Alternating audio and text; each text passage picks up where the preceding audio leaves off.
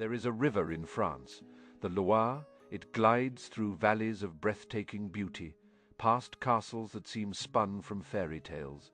It is the longest river in the country, a vein of life, trade, and culture that has nourished the heart of France for millennia. But for a few terrifying months in the winter of 1793 and 1794, the Loire was not a river of life. It was a river of death. Its waters ran thick with the bodies of the dead, its currents carrying a secret so grotesque, so utterly depraved, that it still sends a chill down the spine of history.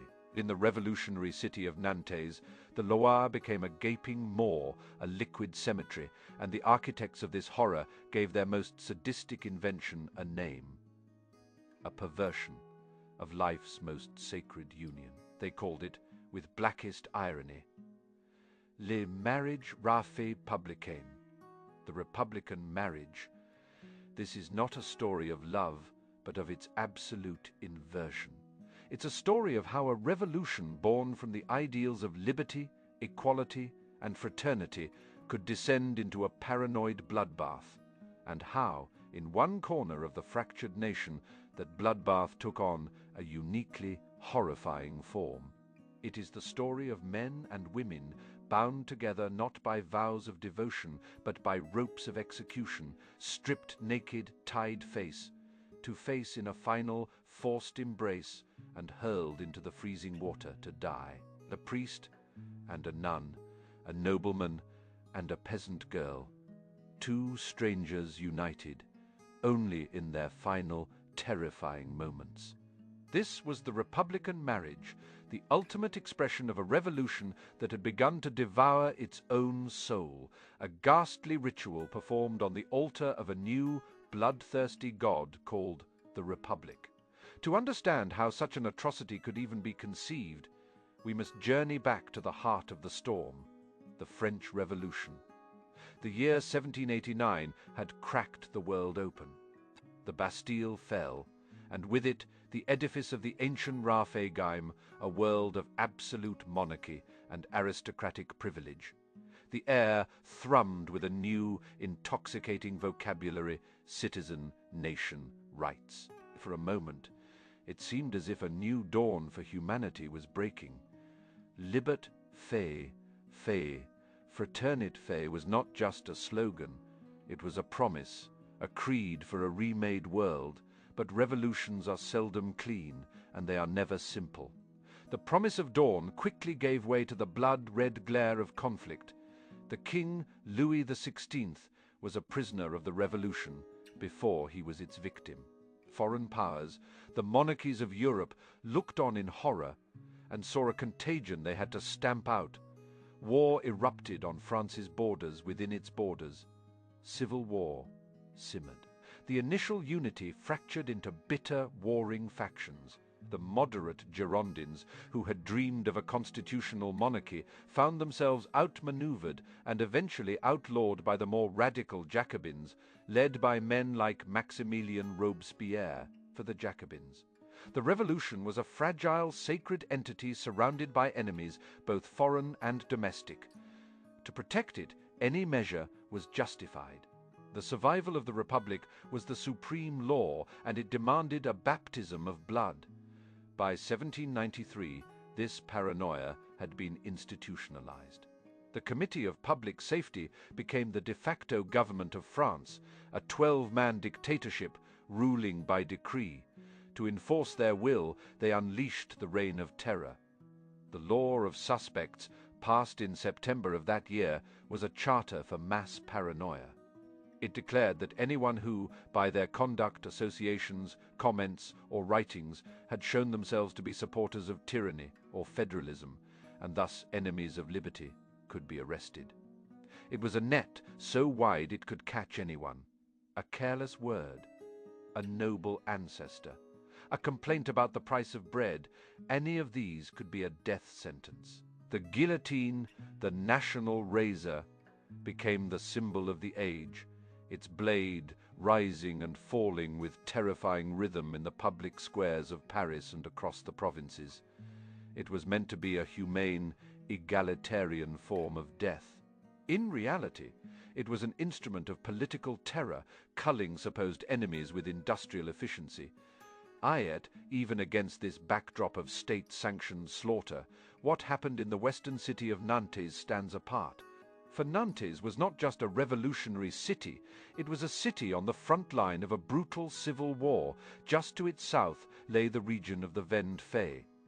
The Vendée was deeply rural, deeply Catholic, and deeply royalist. When the revolutionary government in Paris demanded mass conscription for its foreign wars and began its aggressive de-Christianization campaign, confiscating church property, forcing priests to swear loyalty to the state over the Pope, the Vendée exploded. This was not a minor uprising, it was a full-scale counter-revolution, the Catholic and royal army fighting with desperate ferocity against the Blues, the soldiers of the Republic. This war was fought with a savagery that shocked even contemporary observers. It was a war of scorched earth, of no quarter given, of massacres on both sides. And the city of Nantes, a Republican stronghold on the Loire River, was the strategic prize. In June of 1793, the Vendéan army laid siege to the city. The citizens of Nantes, fired with revolutionary zeal, fought them off in a bloody battle. The city was saved, but it was forever changed. It was now an island of republicanism in a sea of perceived counter-revolution. Fear and hatred became the air the city breathed. The Vendéans were no longer just political opponents, they were monsters, brigands, fanatics who had to be exterminated for the safety of the Republic. The prisons of Nantes began to swell, packed to bursting with thousands of captured Vendéan soldiers, their families, priests who had refused the oath, and local citizens merely suspected of sympathy for the enemy. The city was a powder keg of disease, starvation, and vengeance waiting for a spark. That spark arrived in October 1793 in the form of one man, Jean-Baptiste Carrier. Carrier was, in many ways, the perfect instrument for the terror. He was a man of modest origins, a provincial lawyer who had thrown himself into the revolutionary cause with the passion of a convert. He was not a sophisticated Parisian intellectual like Robespierre. He was a man of raw, brutal conviction. Elected to the National Convention, he had voted for the death of the king without hesitation and aligned himself firmly with the most radical Jacobin faction. He saw enemies everywhere and believed that the only way to purify the revolution was to purge them with fire and sword. When the Committee of Public Safety needed a man to bring the rebellious West to heel, to crush the last vestiges of the Vendéan spirit and secure the vital port of Nantes, they chose Carrier. They appointed him a fait représentatif en mission fait, a representative on mission, granting him virtually dictatorial powers. He was, in effect, the law. When Carrier arrived in Nantes, he found a city teetering on the brink of collapse. The prisons were not just full, they were overflowing cesspits of human misery. An estimated 10,000 to 12,000 prisoners were crammed into facilities designed for a fraction of that number. Men, women, and children were packed together in filth, without sanitation, with barely enough food to survive. Typhus, which came to be known as prison fever, was rampant, killing hundreds every week. The city's guillotine, though working daily, was overwhelmed. For Carrier, this was not a humanitarian crisis, it was a logistical problem. These prisoners were, in his eyes, not human beings, but brigands, a contamination that had to be cleansed. The guillotine was too slow, too public, and it used too many resources. He needed a faster, more efficient method of extermination. He was a man who seemed to revel in his power, a bully drunk on ideology. His pronouncements were not those of a statesman, but of a butcher. He would later be quoted as saying, "We will make France a cemetery rather than fail to regenerate it in our own way." He dismissed the Vendéans as an accursed races that must be eliminated. He surrounded himself with a coterie of equally ruthless men, forming a local revolutionary committee and a paramilitary force known as the Compagnie Marat, named after the assassinated radical journalist. This group, composed of the most extreme local militants, became Carrier's private army of thugs, his enforcers who would carry out the darkest commands without question. He had the motive, unshakable revolutionary fanaticism. He had the opportunity. A city overflowing with dehumanized prisoners, and he had the means, absolute power. All he needed was a method. He found it in the great river that flowed through the heart of his new domain. The Loire. Why waste the effort of the guillotine? Why risk the diseases spreading from the prisons into the city? The river was right there. It was vast, deep, and its powerful current could wash away all evidence, carrying the bodies out to the Atlantic. It was, in his mind, the perfect, silent accomplice. And so began the Fais-Noyades Fay. The mass drownings, the operation was chillingly methodical. Carrier's men commandeered flat-bottomed riverboats called Figabert's Fay vessels, normally used for transporting goods. They then had carpenters modify them for a more sinister purpose. Hatches or trapdoors were cut into the hulls, fitted with plugs that could be pulled from the deck. The process was a masterpiece of cruel efficiency. At night, under the cloak of darkness, the Marat company would go to the prisons. They would select a group of prisoners, anywhere from 80 to several hundred at a time. The first victims were a group of 90 refractory priests, men who had committed no crime other than refusing to betray their faith. They were told they were being transferred to another prison at Belle, Fail, herded out of their cells. They were marched down to the docks and forced onto one of these specially prepared boats. The boat was towed out to the middle of the river. The prisoners, bound and helpless, were packed into the hold. Then, on Carrier's orders, the executioners pulled the plugs. Water surged into the boat. As it began to sink, the executioners and sailors scrambled into smaller boats they had towed alongside. From the darkness came the sounds of splintering wood, the rush of water, and the desperate, muffled screams of 90 men dying in a submerged wooden tomb. The next day, Carrier wrote a letter to the convention in Paris, reporting that the priests had died in a tragic accident. He claimed their boat, old and rotten, had sunk during their transport. He described the event as a revolutionary torrent, a truly revolutionary event. There was no outcry from Paris. The silence was taken as approval. The floodgates of slaughter had been opened. What began with priests quickly escalated. The vertical deportations, as Carrier cynically called them, became a nightly routine. The net widened to include anyone and everyone deemed an enemy. Vend-Fayen rebels, their wives, their children suspected royalists. Wealthy merchants whose property was coveted by members of the Revolutionary Committee. Anyone who had run afoul of Carrier or his cronies, the city lived in a state of constant dread. A knock on the door in the middle of the night could mean a one-way trip to the Loire, and it was within this escalating cycle of brutality that the most infamous of all Carrier's inventions was born, the Republican marriage. It's not entirely clear how it began. Was it a spontaneous act of cruelty by his executioners that he later approved of? Or was it an idea that sprang directly from his own twisted imagination? Whatever its origin, it represented a new depth of depravity. The standard drownings were acts of mass murder. The Republican marriage was an act of profound, symbolic sadism. It was a ritual designed not just to kill, but to mock, to desecrate, to violate every last shred of human dignity before death. The victims would be selected. Often, the executioners would deliberately choose a man and a woman who represented the old world they sought to destroy. A priest and a nun were a favored pairing, a grotesque mockery of their vows of celibacy. But it could be any man and any woman, young or old, plucked from the prison crowds. They would be stripped completely naked in the biting winter cold, their last defense of modesty torn away. Then they would be bound together with rope, face to face, locked in a forced, intimate embrace. Sometimes they were tied this way and then thrown directly into the water. In other variations, they were tied to a saber and then hurled into the river or placed onto the sinking barges with the other victims.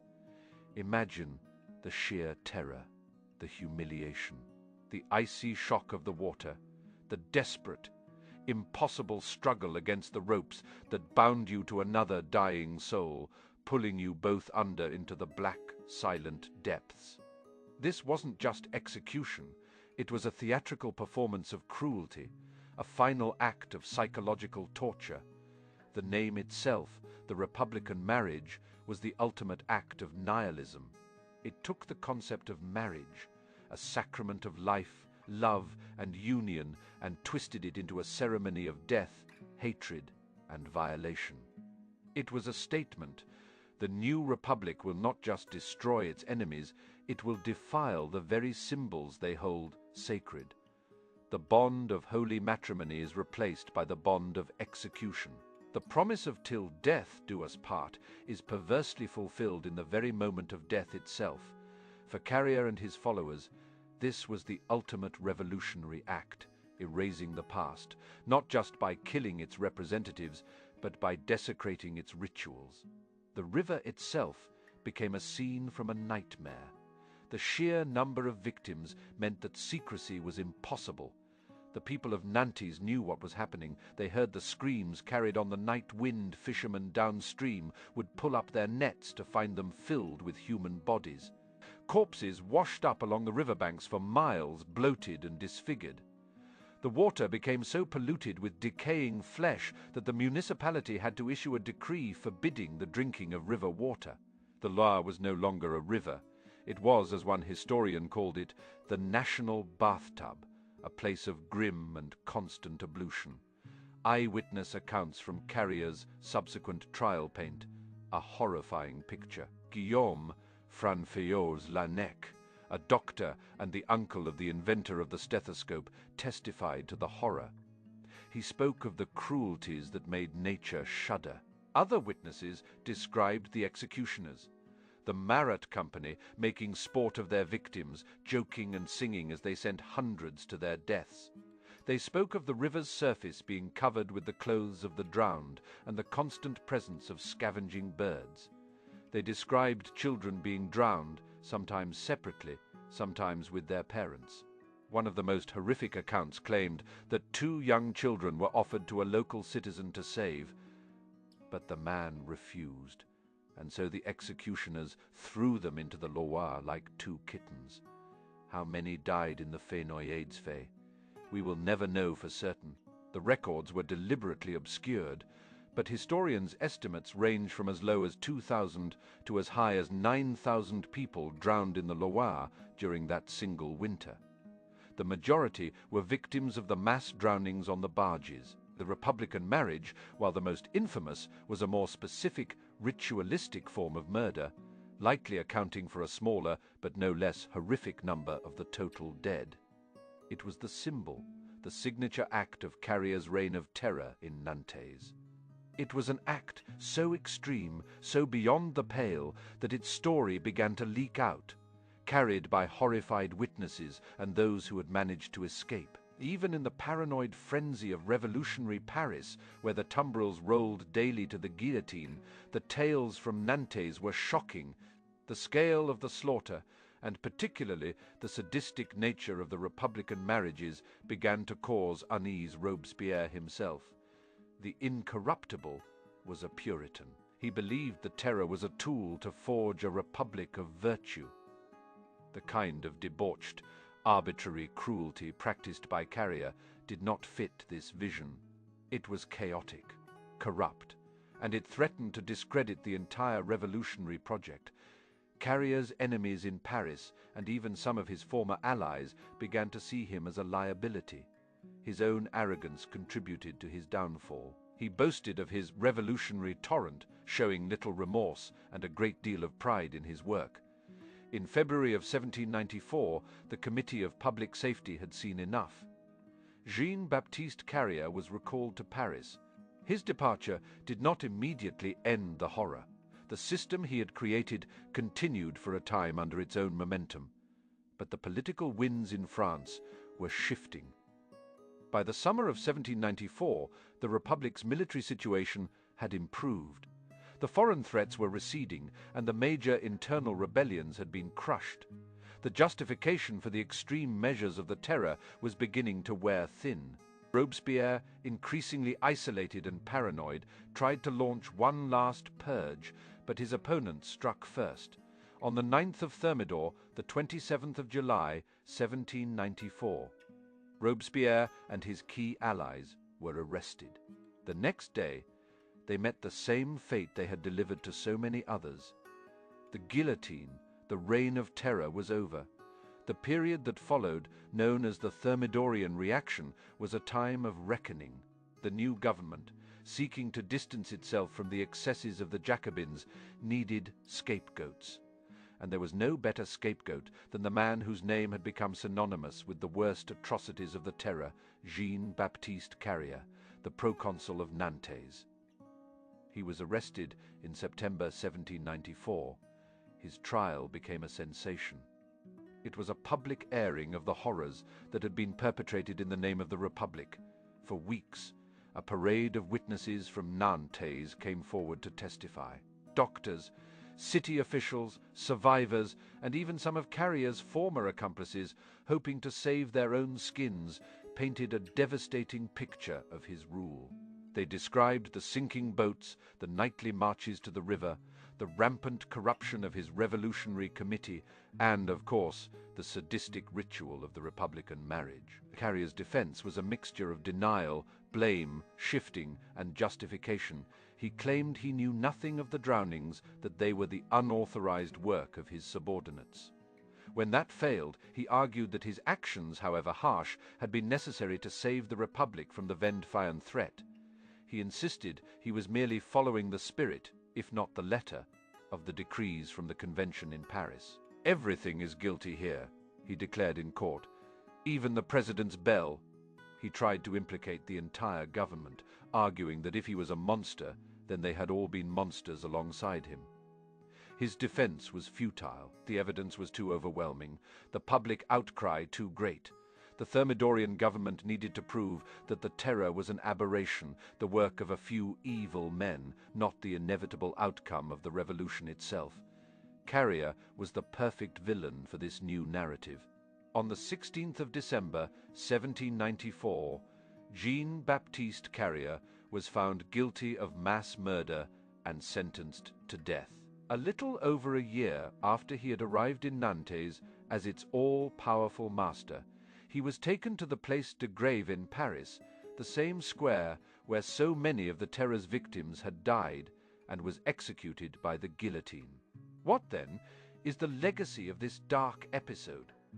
The Republican marriage stands as one of history's most potent warnings about the dangers of ideology untethered from humanity.